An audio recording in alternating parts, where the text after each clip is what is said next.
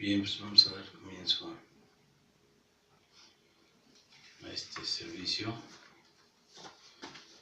Vamos a tener una predicación como una introducción al tema que viene la semana que entra, de completa lo incompleto. Es el tema que viene después de este tema que vimos de tomar control de las cosas, que se refería a la autoridad. Y entonces ahora, como introducción, vamos a dar una predicación que es la autoridad con amor de Dios.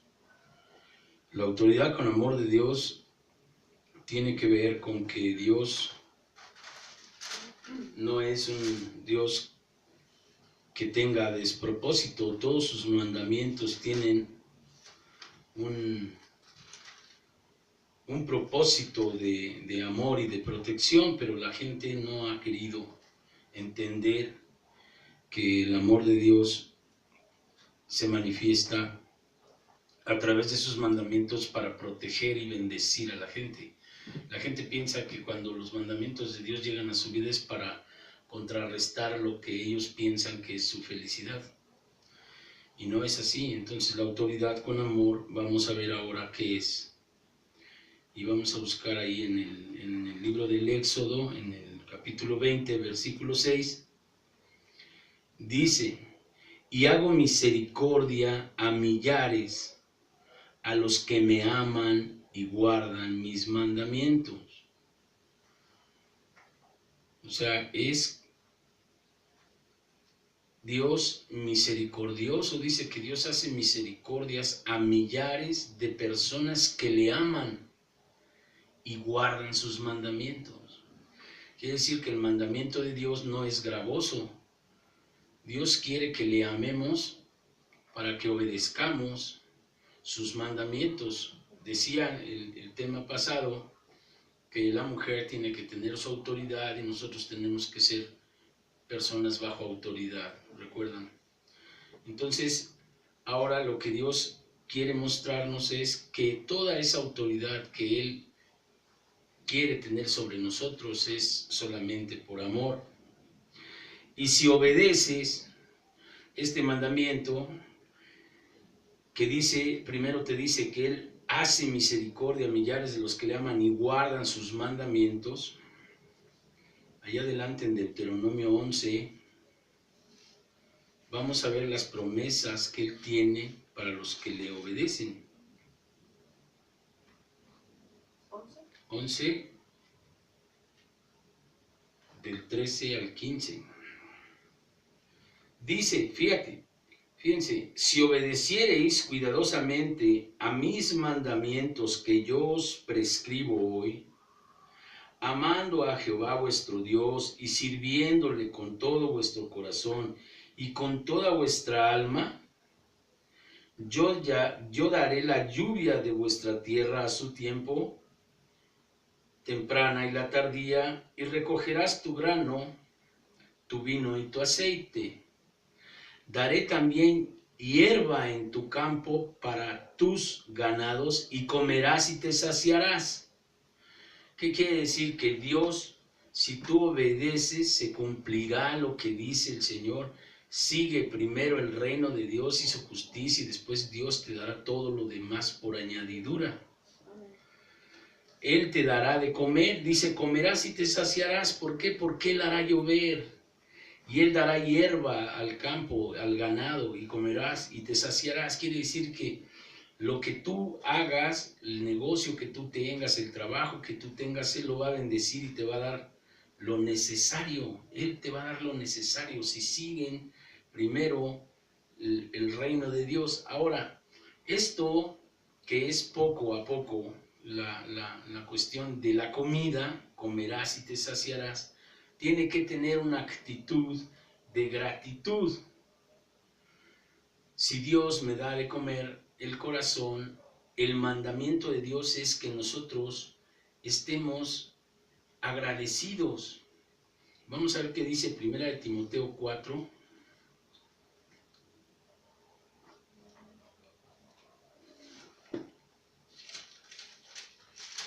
Primera de Timoteo 4. Aquí está.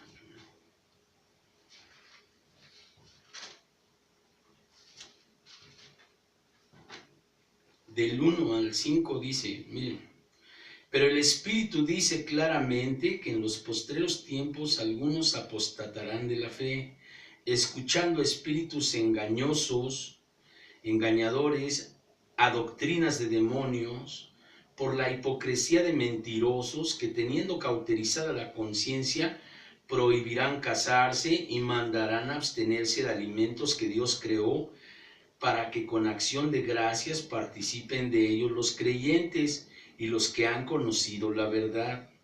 Porque todo lo que Dios creó es bueno y nada es de desecharse si se toma con acción de gracias, porque por la palabra de Dios y por la oración es santificado. Quiere decir que si Dios te da de comer, lo que Dios te dé de comer, tienes que santificarlo, y por la palabra y por la oración el alimento será santificado para que lo coman los que creen en él, y entonces no te haga daño. Y ese es el corazón de gratitud a Dios. Pero dice que va a haber gente que en los postreros tiempos prohibirán comer lo que Dios dio para nosotros. Ahora yo me pongo a pensar que es una percepción muy personal, pero que no se sale de la connotación de Dios. Cuando Dios dio el alimento al hombre, en verdad que no le dio hamburguesas llenas de aceite ni alimentos así todos chatarra, ¿no? O sea, Dios no hizo papas sabritas. Entonces también uno tiene que cuidarse qué es lo que come. Entonces, tratar de comer las cosas que Dios hizo, como las verduras, la carne y esas cosas, no es malo. Pero la gente hoy, de veras que el demonio lo invita a llenarse de cosas que saturan los sistemas, ¿no? Hemos tenido que reflexionar también de que no es bueno que uno sea una persona de Dios y que esté uno así bien obeso y bien lleno de grasas, porque está uno comiendo ahí las cosas, porque no tiene uno control, no tiene uno dominio propio. Pero eso no quiere decir que no pueda uno comer. Pero sí pensamos que la comida que Dios hizo, pues es una comida sana. Dice, porque todo lo que Dios creó es bueno, y nada es de desecharse si se toma con acción de gracias. ¿Qué quiere decir esto? Que Dios quiere que tú por la comida le des gracias, que tengas una acción en tu corazón de gratitud a Dios, siempre que antes de comer santifiquemos los alimentos. Esa es una manera de vivir del creyente, dando gracias por lo que Dios te da, que es el alimento. Ahora, si hablamos, por ejemplo, de alimentos que puedan estar contaminados, ahí en Marcos 16, 18, dice, después dice que Jesús se encomienda a los apóstoles, finalmente se apareció a los 11 mismos, estando ellos sentados a la mesa, les reprochó su incredulidad y dureza de corazón, porque no habían creído a los que le habían visto resucitado, y les dijo, id por todo el mundo y predicar el evangelio a toda criatura. El que creyere y fuere bautizado será salvo, mas el que no creyere será condenado. Y estas señales seguirán a los que creen, en mi nombre echarán fuera demonios, hablarán nuevas lenguas, tomarán en sus manos serpientes, y si bebieren cosa mortífera no les hará daño. Sobre los enfermos pondrán sus manos y sanarán. Las cosas que tú comas, si están mal, a lo mejor, si no, no te van a hacer daño. ¿Por qué? Porque las vas a santificar. O sea, si uno santifica el alimento, Señor, por si ahí te dan de comer en algún lado algo que esté mal o que le echen ahí cualquier cosa, tú oras y Dios no va a permitir que a ti te pase nada. Que eso no quiere decir que uno esté exento de repente enfermar del estómago si uno anda comiendo. Pues en estas ciudades que están ahí todo contaminado y sucio, pues también es imposible. Pero estamos hablando casi de cosas que dice aquí, cosa mortífera, quiere decir que es como veneno, ya cosas fuertes, pues Dios te va a proteger si te los comes. Pero en cuestión del alimento, dice el Señor que lo que hay que hacer es agradecer. Entonces, después de todo esto, Dios te dice que después de que des gracias, de que no te vas a morir si comes cosa mortífera, si haces lo que dice aquí, si creyeres, si fueres bautizado, si permaneces en santidad, si guardas todos sus mandamientos. Acuérdate del primer texto, acuérdense que dice, si obedecieres, yo bendeciré. Entonces, la obediencia a Dios no es algunas cosas sí y algunas cosas no. Por eso esto es como el complemento de la visión de Dios. Esta palabra que Dios me dio es para que nosotros veamos la autoridad de Dios sobre nosotros de una manera amorosa. Si uno te dice no te metas aquí en estas cosas, pues es porque Dios te ama y te quiere cuidar, no es porque Dios esté en contra de uno. Es porque uno está en contra de Dios tratando de hacer lo que Dios no quiere que uno haga. Y entonces Dios lo que no quiere es que a las personas nos vaya mal. Porque en un momento dado a las personas que desobedecen, pues haciendo lo malo ni modo que van a cosechar cosas nuevas o buenas. Vamos allá a Romanos 12:1.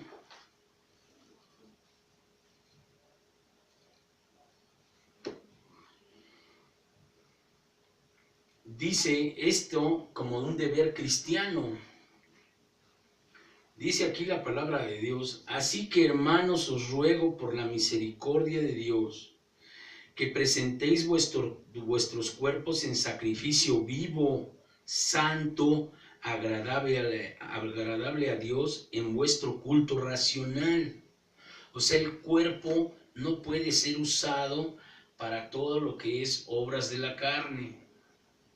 ¿Qué son las obras de la carne? Manifiestas son las obras de la carne, que son adulterio, fornicación, ira, lascivia, contiendas, disensiones, herejías y todas esas cosas que están en Gálatas 5.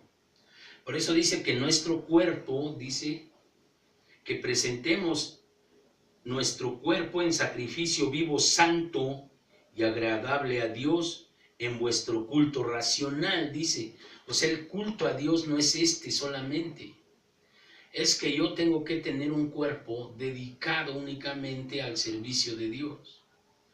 Las personas que pueden o llegan a predicar la palabra o están en un servicio de Dios y andan teniendo doble vida, o un cristiano que tenga doble vida, o sea, como una máscara, como los luchadores, son unos en el ring y otros en su vida privada. Dios no quiere eso de nosotros, quiere que obedezcamos presentando nuestros cuerpos como sacrificio agradable en santidad. Esto tiene que ver con que las personas acepten que esto viene de Dios y que es por amor a ellos. Es una autoridad, es un mandato por amor, no es un mandato en contra. El diablo hace pensar a la gente que tiene placeres ocultos que Dios no lo quiere porque no quiere que sea placer, y pues es que se está placerando por cosas que están fuera de la voluntad de Dios, y entonces eso se vuelve adictivo, se vuelven placeres demasiado excitantes. Por eso el diablo les hace sentir cosas y dice, no, pues yo para qué quiero a Dios si esto se siente rete bonito, ¿no? Pero no es así. Entonces dice, no os conforméis a este siglo, sino transformaos por medio de la renovación de vuestro entendimiento, para que comprobéis cuál sea la buena voluntad de Dios, agradable y perfecta. Quiere decir que Dios lo que quiere es que ustedes, que nosotros encontremos la buena y santa voluntad de Dios, agradable y perfecta, para que nos vaya bien. Ese es otro de los actos de amor de Dios, que Dios dice, busca, renueva tu pensamiento, renueva el pensamiento, el entendimiento, para que compruebes cuál es la buena voluntad de Dios, agradable y perfecta. La voluntad de Dios para las personas que empiezan a quebrar el corazón y a ablandarse, a quitarle lo duro, empiezan a ver que la voluntad de Dios es buena, es agradable obedecer a Dios. Pero como uno tiene un montón de tiempo practicando cosas que no son de Dios, pues no lo conoce y entonces dice uno, no, lo que tengo es lo que me da seguridad. Yo prefiero estar haciendo ahí todo lo que los seres humanos hacemos sin Dios, que sería incontable empezar a enumerar estas cosas.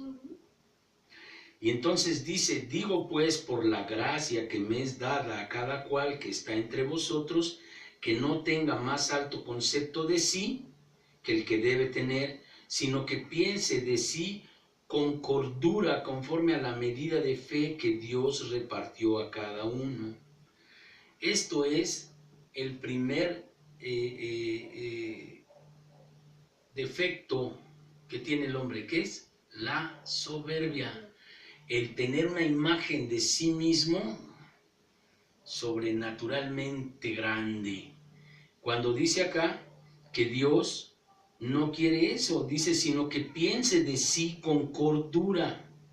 O sea, yo tengo que aceptar que mi medida de fe ahorita es esta. Y que habrá gente que tenga más fe que yo, pero que yo voy a llegar a tener eso también porque Dios me va a ir llevando a esos lugares de fe y a probar sus maravillas. Pero ahorita lo que se trata es de que una de las cosas que ablandan el corazón es el amor. Si nosotros vemos con amor los mandatos de Dios y que su voluntad es agradable para nosotros, vamos a empezar a ablandar el corazón y nos vamos a empezar a dejar conducir dentro de la voluntad de Dios. Ahora, ¿cuál es su voluntad de Dios respecto de esto? Vamos a ver Juan 14, 21, allá atrásito. Juan 14, en el versículo 21, fíjate lo que dice. El que tiene mis mandamientos y los guarda, ese es el que me ama, y el que me ama será amado por mi Padre, y yo le amaré y me mostraré a él. Entonces le dijo Judas, no Iscariote, Señor, ¿cómo es que te manifestarás a nosotros y no al mundo?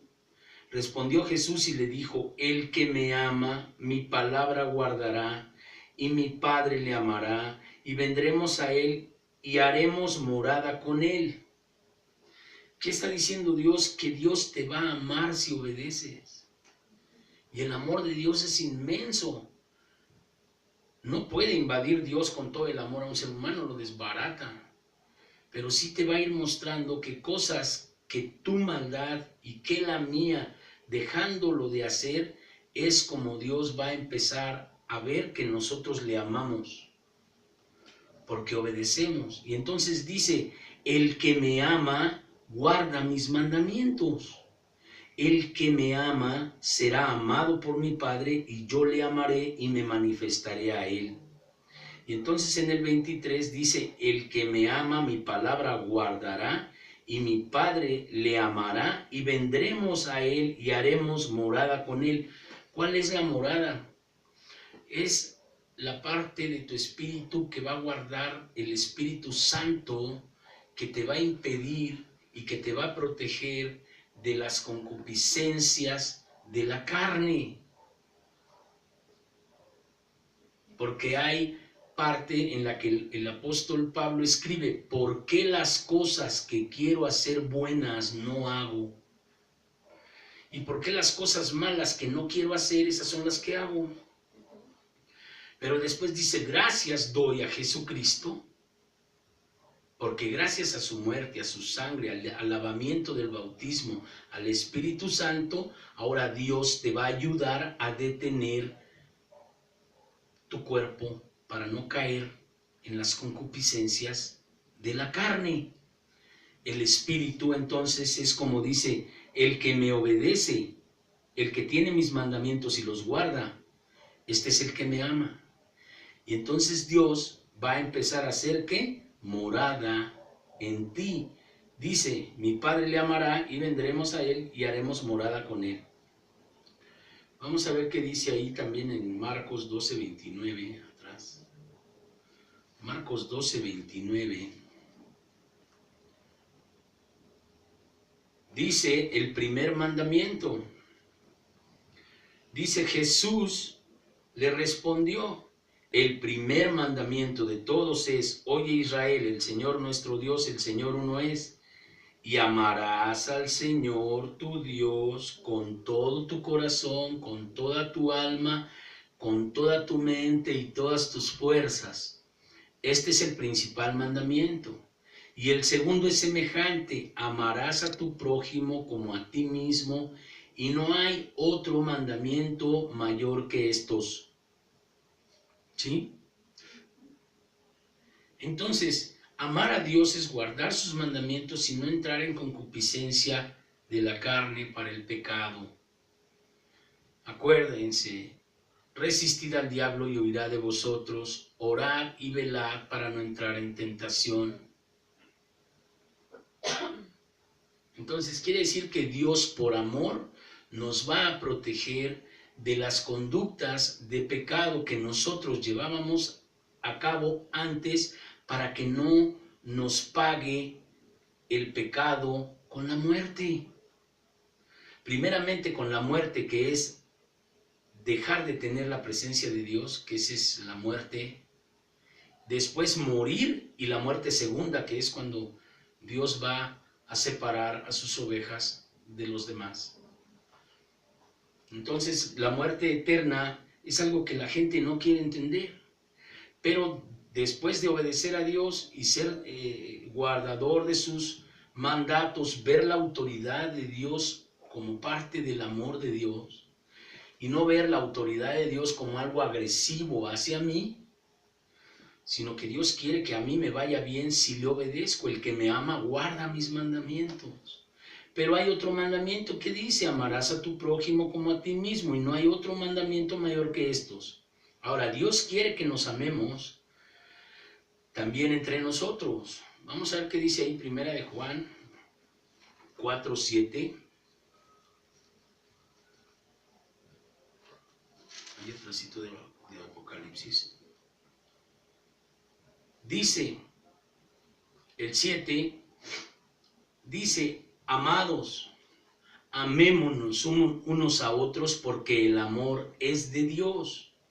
Todo aquel que ama es nacido de Dios y conoce a Dios. El que no ama no ha conocido a Dios porque Dios es amor. En esto se mostró el amor de Dios para con nosotros, en que Dios envió a su Hijo unigénito al mundo para que viviéramos por Él. Y en esto consiste el amor, no en que nosotros hayamos amado a Dios, sino que Él nos amó a nosotros y envió a su Hijo en propiciación por nuestros pecados. ¿Cuál es el don de amor de Dios? El perdón de tus pecados. ¿Qué le dijo al paralítico que metieron por el techo ahí el día que estaba él con mucha gente? Tus pecados te son perdonados. Y ellos iban pensando que lo que iban a meterlo era para que lo hicieran caminar.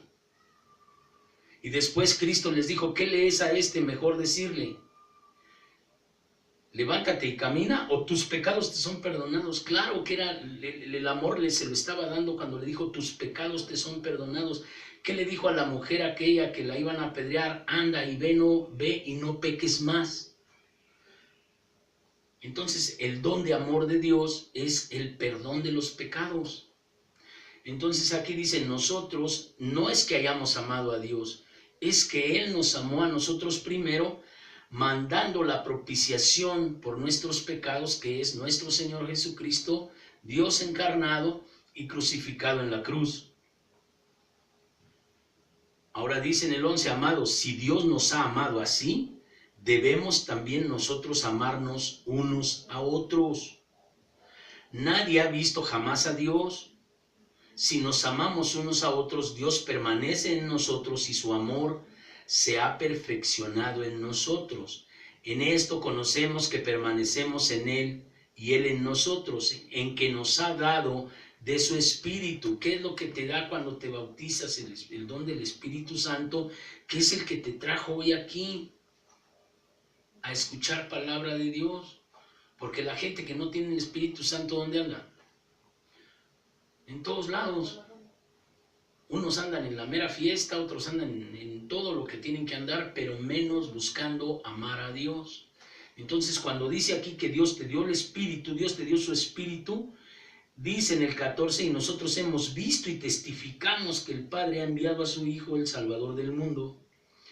Todo aquel que confiese que Jesús es el Hijo de Dios, Dios permanece en él y él en Dios. Nosotros hemos conocido y creído el amor de Dios, por el amor que Dios tiene para con nosotros. Dios es amor y el que permanece en amor permanece en Dios y Dios en él. ¿Qué decía el texto anterior? Iremos a él y haremos morada con él. ¿Con quién? Con el que le ama. El que le ama, ¿qué hace? Obedece. Ahora, sí es verdad que nosotros tenemos este mandamiento de él: el que ama a Dios, ame también a su hermano, dice el versículo 21, pero el versículo 20 dice: si alguno dice yo amo a Dios y aborrece a su hermano, es mentiroso. Pues el que no ama a su hermano, a quien ha visto, ¿cómo puede amar a Dios que no ha visto? Y hablemos de hermanos de carne. Hay hermanos que son de sangre y carne y no se pueden ver. Y gente que dice que es cristiana. Entonces, ¿cómo me puedes decir que tú conoces el amor de Dios o que conoces a Dios si no amas a tu hermano? Y aquí dice, si alguno dice yo amo a Dios y aborrece a su hermano, pues es mentiroso. Entonces hay que pedirle a Dios obedecer. ¿Por qué no obedecen a Dios y prefieren seguir aborreciéndose como hermanos? Porque todavía está el egoísmo, esa soberbia de, ay, ¿por qué yo? ¿Y por qué me dice? ¿Y por qué? ¿Quién sabe qué?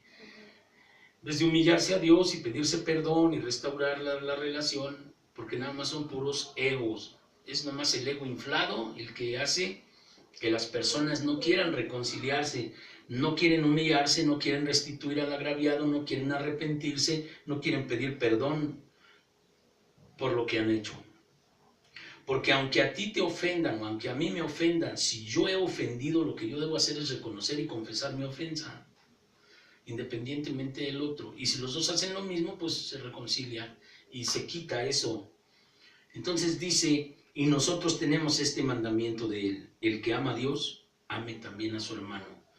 Y hermano yo entiendo como hermano de sangre y hermano en Cristo, ¿no? Entonces vamos a ver qué dice Primera de Juan 3:16, ahí atrásito, en el versículo 16 dice: en esto hemos conocido el amor, en que Él puso su vida por nosotros. También nosotros debemos poner nuestra vida por los hermanos. Pero el que tiene bienes de este mundo y ve que su hermano tiene necesidad y cierra contra él su corazón, ¿cómo mora el amor de Dios en él? Hijitos míos, no amemos de palabra ni de lengua, sino de hecho y en verdad. Entonces quiere decir que el amor no es un sentimiento que nace a través de las palabras y decir te amo. Dice Dios, no amemos de lengua, amemos de hecho. Entonces los hechos son los que demuestran el amor. Cuando tú ves que alguien tiene necesidad y cierras tu corazón y volteas y te vas, estás cerrando el corazón contra la necesidad. Y entonces Dios dice que en aquel tiempo les dirá: estuve preso y no me visitaste, estuve sediento y no me diste de beber, estuve hambriento y no me diste de comer. Y entonces le dijeron: ¿y cómo vamos a saber eso? Porque no se lo hiciste a uno de estos que están aquí. Cuando tú ayudas a un pobre, cuando tú ayudas a alguien que tenga comida, cuando tú ayudas a lo que sea, estás cumpliendo con algo que Dios quiere. Por eso dice, si ves a tu hermano con necesidad y cierras contra él tu corazón, ¿cómo mora el amor de Dios en ti? Hay gente que tiene dinero y que puede pagar por alguna cosa o puede ayudar a la gente y no ayuda. Entonces no hay que cerrar nuestro corazón, dice el Señor. No, hijitos míos, no amemos de palabra, ni de lengua, sino de hecho y en verdad. O sea, si quieres ayudar a alguien, no le des limosna. Acuérdate de la mujer aquella cuando dijo Jesús, esta mujer que echó su monedita ha dado más que todos los que echaron más dinero. Y dijeron, ¿por qué? Porque estos echaron lo que les sobra, pero ella echó todo lo que tenía en el alfolí. Y no estoy hablando de que lo echen aquí en la iglesia, yo no creo que Dios quiera su dinero. De la gente que ayuda. Hay gente que da y dice, bueno, pues órale, lo poco que tengo, pero todo, ahí va. Y hay gente que teniendo mucho, pues no da más que limosna, o sea, lo poquito. Entonces, tenemos que amarnos de hecho. Entonces, ¿por qué? Porque Cristo, Dios nos amó de acto. Dios vino en Cristo encarnado para propiciación de nuestros pecados. Ese fue un acto de amor. Ahora, dice el Señor en Filipenses 2,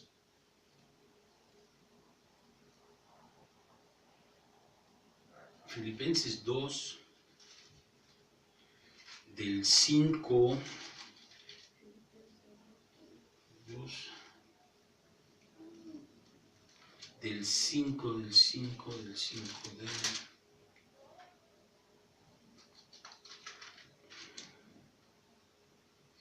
del 5, por ahí está, mira. Dice, haya pues en vosotros este sentir que hubo también en Cristo Jesús, el cual siendo en forma de Dios no estimó el ser igual a Dios como cosa que aferrarse, sino que se despojó a sí mismo tomando forma de siervo, hecho semejante a los hombres, y estando en la condición de hombre se humilló a sí mismo, haciéndose obediente hasta la muerte y muerte de cruz. ¿Sí? Entonces, si Dios, el acto de amor que hizo fue encarnarse, venir en Cristo, sacrificarse él mismo, dice, siendo igual a Dios, no estimó eso como cosa que aferrarse. Ese es el acto de amor. Por eso dice, si Dios nos ha amado de esta manera, nosotros tenemos que poner la vida por nuestros hermanos. Pero a veces uno piensa, bueno, si van a matar a un hermano yo me pongo en medio, pues a lo mejor no va a pasar eso, pero sí va a pasar que lo veas necesitado y que lo veas con una necesidad grande y digas, Entonces eso es lo que Dios no quiere, que nos amemos como de palabra. Por eso dice, haya pues en ustedes el sentir que hubo también en Cristo. Quiere decir que nosotros tenemos que sentir ese mismo hacer por amor a los hermanos, a nuestra familia, aunque no nos quieran. Debemos de amarlos, interceder por ellos, orar, ayudar económicamente, en lo posible. No puede uno dar lo que no tiene. Dice, y estando en la condición de hombre se humilló a sí mismo, haciéndose obediente hasta la muerte y muerte de cruz. Ahí quiero hacer un paréntesis, dice obediente. Independientemente de que estamos hablando del amor al prójimo en cuestión económica y de que Cristo hizo actos de amor, y estamos hablando de que el amor no es palabra ni sentimiento, estamos hablando también aquí juntamente con lo que comenzamos esta plática, que es la autoridad. Dice que Cristo se hizo obediente y obediente hasta la muerte y muerte de cruz. Entonces, la autoridad que nosotros tenemos que recibir de Dios cuando nos da un mandato es mostrar a Dios obediencia como Cristo, porque dice, haya en ustedes el mismo sentir que hubo también en Cristo. ¿Qué sintió Cristo? Ser obediente. ¿Hasta dónde? Hasta la muerte. Y entonces nosotros ya nos sentimos mayor que Cristo porque Dios nos da una indicación que hay que dejar el pecado y no queremos. Entonces, pues como que ya no hay coherencia ahí. Entonces, ¿tenemos que dejar el pecado? Sí, pero no nada más eso. Amar a Dios no es dejar el pecado, eso es lo primero. Después hay que consagrarse al Dios que nos salvó para su servicio el tiempo que nos quede de vida. Porque Cristo se hizo obediente hasta la muerte, y también el Evangelio dice, el que venciere hasta la muerte le daré la corona de la vida. Y donde estuviere mi siervo, ahí, donde yo estuviere, mi servidor estará. Cuando vimos la parte de la visión de Dios nos manda a servir, Cristo dijo, donde estoy yo, ahí estará también mi servidor. ¿Y Cristo estuvo en dónde? En el mundo estuvo, ¿en dónde? Entre los pobres, sanando, haciendo misericordia, dándoles de comer a 5,000, ¿no? Entonces eso es lo que hay que sentir. Dice, haya pues en vosotros este mismo sentir que hubo también en Cristo Jesús, que siendo igual a Dios, no tomó eso como cosa que aferrarse, sino que vino y se hizo hombre, y luego se hizo siervo de los hombres, obediente hasta la muerte y muerte de cruz. Entonces dice él, el que quiera ser más que los demás, sirva más a los demás. Siervo es un servidor de los demás. No que yo agarre a la gente para que me sirva. Porque Cristo dijo, yo vine a servir. Dice el Evangelio, Dios en Cristo dijo, yo vine a servir, no a ser servido. Y entonces cuando dice aquí en el 7, sino que se despojó a sí mismo tomando forma de siervo, hecho semejante a los hombres y estando en la condición de hombre, se humilló a sí mismo haciéndose obediente hasta la muerte y muerte de cruz. Después viene la recompensa por la obediencia, que con eso comenzamos también. Fíjate en el 9, por lo cual Dios también le exaltó hasta lo sumo y le dio un nombre que es sobre todo nombre, para que en el nombre de Jesús se doble toda rodilla de los que están en los cielos y en la tierra y debajo de la tierra, y toda lengua confiese que Jesucristo es el Señor para gloria de Dios el Padre. Entonces la obediencia por amor es lo que Dios quiere en nosotros, pero no nada más someternos a la autoridad de Dios, sino también someternos a las autoridades que Él pone en la tierra. Porque hay mucha gente que ya igual anda con que Dios me dijo, ya no leen la Biblia, ya piensan que Dios les habla por teléfono cada rato. Van y se comen unos tacos, se intoxican ahí, sueñan y dicen, Dios me dijo, y Dios me dijo, y Dios me dijo, y Dios te dijo, y tú lees la palabra. No, pues no, pero Dios me dijo. No, tienes que someterte a la autoridad que hay en el mundo, porque es un mandato de Dios también. Vamos a ver qué dice Romanos 13:1.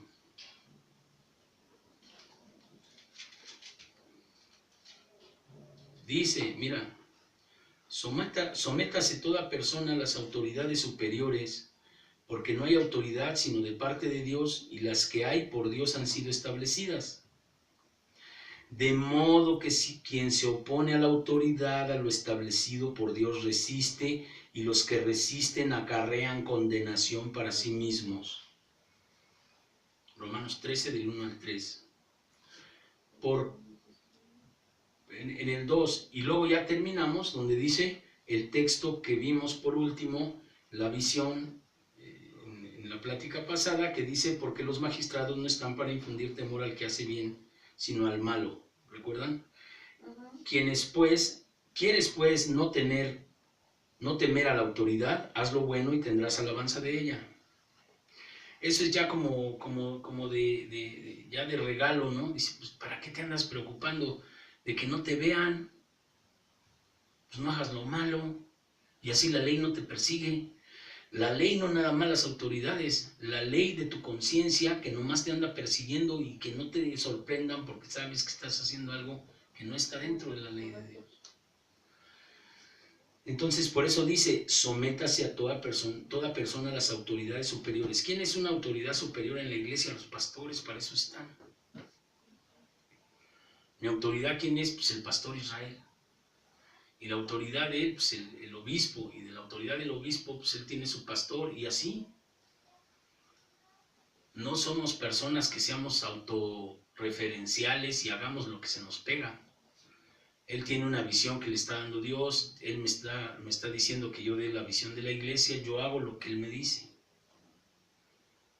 Claro, con la libertad también de orar y de que Dios me ponga este tipo de estudios complementarios para poder establecer un poco más el entendimiento de lo que quiere Dios en la visión, que es someternos a autoridad. No es sencillo. Este mundo y el ser humano de por sí es desobediente y rebelde. El ser humano somos así. Los que hemos sido limpiados por la sangre de Jesús tenemos que dejar de ser eso. Ya siendo de Cristo ya no podemos decir yo soy rebelde y desobediente. Yo ya no soy eso porque estoy metido bajo autoridad. El que es rebelde y desobediente es el que no ha querido someterse a la autoridad. Y dice Dios, sométete a las autoridades establecidas en la tierra. En la iglesia pues son tus pastores. Y en la calle pues el policía. Pero si yo no quiero andar huyendo de la policía, dice aquí, porque los magistrados son para andar inquietando al malo, no al bueno. Entonces si tú no tienes nada que hacer, la policía no te anda vigilando. Pero si nosotros andamos pecando, entonces sí hay una ley que nos ataca y que en la conciencia nos dice, aguas que no te vean, pues ese es el diablo, no te vayan a ver, no me vayan a ver, pues si Dios me ve. Las personas que hacen lo malo y que piensan que los seres humanos son los que no lo ven, no saben que Dios, si dio Dios el ojo al hombre, ¿cómo Dios no verá? Entonces hay gente que de veras, diciéndose cristiana, pecan pensando, ay, no me vayan a ver, pero si Dios te ve. O sea, entonces, ¿qué hay que hacer? Dice el verso 21 del 12, allá arribita, no seas vencido de lo malo, sino vence con el bien el mal. ¿Cuál es el bien? Dice acá, porque el servidor de Dios, porque es servidor de Dios para tu bien. ¿Quieres pues no tener la autoridad? Haz lo bueno y tendrás alabanza de ella, porque es servidor de Dios para tu bien. La ley es un servidor de la gente buena, no es un perseguidor de la gente buena. La ley persigue al malo. Y entonces cuando tú quieres hacer algo malo, dice la palabra de Dios, ahí donde te acabo de ver, donde les dije en el 21, no seas vencido de lo malo, sino vence con el bien el mal. ¿Cuál fue el mayor bien que dice Cristo que hizo al hacerse siervo? Ser obediente hasta la muerte y muerte de cruz.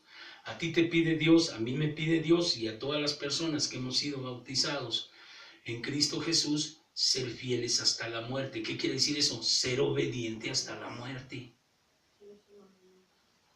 Pero en el poder de Dios no podemos estar obedeciendo hoy, mañana no, pasado tampoco, 3 días sí, 2 no. Eso no se debe hacer, no se puede hacer. Pero ¿quieres probar el poder de Dios?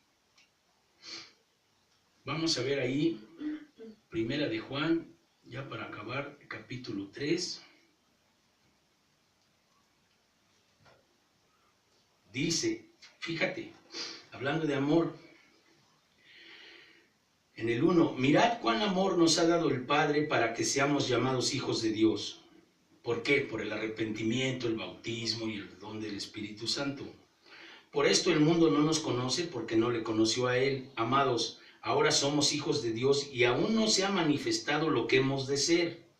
Pero sabemos que cuando Él se manifieste seremos semejantes a Él porque le veremos tal cual es. Quiere decir que nosotros la promesa que tenemos es resucitar con Él. Si nos portamos como Él quiere, si lo amamos, obedeciendo. Dice en el 3, y todo aquel que tiene esta esperanza en Él se purifica a sí mismo, así como Él es puro. Todo aquel que comete pecado infringe también la ley, pero porque el pecado es infracción de la ley, y sabéis que Él apareció para quitar vuestros pecados, y no hay pecado en Él. Todo aquel que permanece en Él no peca. Todo aquel que peca no le ha visto ni le conoce, o ni le ha conocido. Hijitos, nadie os engañe, el que hace justicia es justo como Él es justo. El que practica el pecado es del diablo, porque el diablo peca desde el principio. Para esto apareció el Hijo de Dios, para deshacer las obras del diablo. Todo aquel que es nacido de Dios no practica el pecado, porque la simiente de Dios permanece en él y no puede pecar porque es nacido de Dios. ¿Y por qué no puede pecar la gente que es nacida de Dios? Porque Dios mora en él. Y entonces cuando tú eres tentado, porque la tentación la tiene todo el mundo, Dios desde dentro te ayuda para no caer en tentación. Por eso Cristo dijo, velad y orad para no entrar en tentación. Hay gente que dice, es que no se puede vivir sin pecar. Pues no, ¿cómo vas a poder vivir sin pecar si amas el pecado? O sea, la gente que ama el pecado, pues ¿cómo va a querer dejar de pecar? Pues no se puede, porque el amor de ellos está ahí. Pero dice aquí la palabra de Dios que todo aquel que es nacido de Dios no practica el pecado. Quiere decir, no hay iniquidad. Que no quiere decir que alguna vez una persona va a pecar. No, eso no quiere decir. Porque también la Escritura dice, hijitos, esto os escribo para que no pequéis. Pero si alguno hubiere pecado, abogado tenemos. ¿Qué quiere decir? Si pecas, inmediatamente arrepiéntete y ponte a cuentas con la gente. Si es un pleito, si es algo. Y Dios inmediatamente te perdona, porque Él es fiel y justo para perdonarnos. Pero si nuestro arrepentimiento lleva implícito el querer dejar de pecar, y no como en algunas costumbres de pecar toda la semana y confesarse el domingo, y luego van el domingo ahí todos mustios y ya les dejan 20 rosarios y ya, y al otro vez el lunes empieza la misma carretera, ¿no?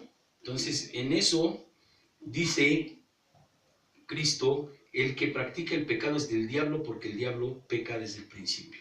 La práctica del pecado es la iniquidad. Entonces, ¿qué es lo que hay que hacer? Hacer creer que esto es verdad. Lo que dice, cuando dice, todo aquel que tiene esta esperanza en Él se purifica a sí mismo, así como Él es puro, y todo aquel que vive en Dios, que Dios permanece en Él, no peca y no puede pecar porque es nacido de Dios. Quiere decir que si tu corazón va dejando la autoridad de Dios en ti y vas obedeciendo sus mandamientos y lo vas amando, Él dice que te va a amar. El amor de Dios es muy grande y entonces se va a hacer agradable su voluntad, porque es agradable vivir sin pecar, porque no vive uno con la conciencia intranquila. Pero ¿cuántos años costó que uno esté en ese momento? Entonces dice que se purifica a sí mismo día con día, oyendo la palabra, no faltando y haciendo la palabra, oyendo y haciendo, aceptando la autoridad de Dios como algo amoroso, como un don de amor de Dios. Porque Dios dice, el que me ama, guarda mis mandamientos, y el que me obedece, yo haré morada con él y le amaré, mi Padre le amará. Quiere decir que Él quiere que le obedezcamos porque quiere tener una relación de amor con nosotros. Amén. Amén. Vamos a orar y vamos a dar gracias. Padre, en el nombre de Jesús te doy gracias, Señor, por este pequeño estudio, Dios, que nos das para hacer reflexión y poner por obra, Dios, y saber que todo lo que tú mandas, Padre, es por amor y porque, Señor, tú nos has demostrado, Dios, que la conciencia tranquila, aún con nuestros errores, Padre, es algo que está en nosotros y que nuestra vida quiere dedicarse a ti para servirte hasta el día de nuestra muerte. Amén. En el nombre de Jesús, gracias, Señor. Amén. Amén.